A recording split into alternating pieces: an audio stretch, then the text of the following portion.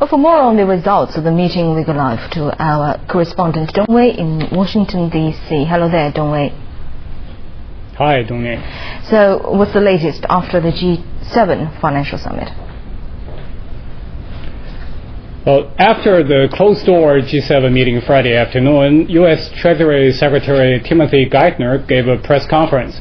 He outlined the progress made so far, especially since the London summit, to reverse the global economic downturn.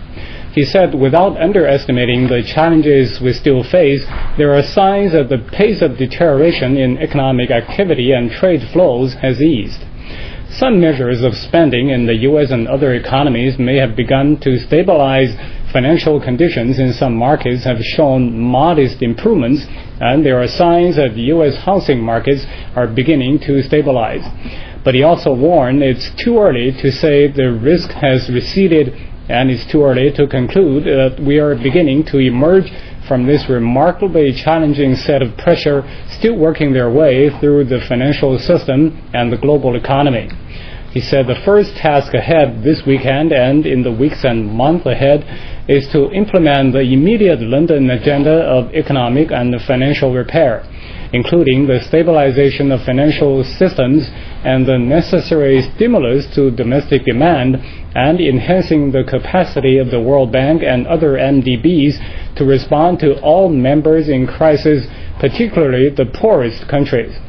Geithner also pointed out the importance of a comprehensive reform of all of the international financial institutions, not just to change the seat shares and voting process, but to increase their responsiveness, efficiency, and effectiveness. Back to you, Dong Ning. Well, then the IMF had just released its Global Monetary Report for 2009. What is the view on the future of the global economy? But the World Bank and the IMF Friday released its Global Monitoring Report 2009, a development emergency. The report warns that the global financial crisis, the most severe since the Great Depression in the 1930s, is rapidly turning into a human and development crisis. The report says that the crisis is imperiling attainment of the Millennium Development Goals, or the MDGs, and creating an emergency for development as the poor countries are especially vulnerable, for they lack the resources to respond with ameliorative actions. The report warns most of the 8 MDGs are unlikely to be met by 2015, including those related to hunger, child and maternal mortality, education, and progress in combating HIV and AIDS, malaria, and other major diseases.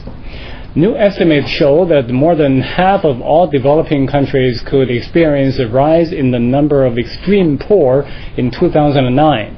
The report says the crisis will affect all developing countries over the next 2 years through contracting export volumes, lower prices, slowing domestic demand, declining remittances and foreign investment, reduced access to financing, and shrinking revenues.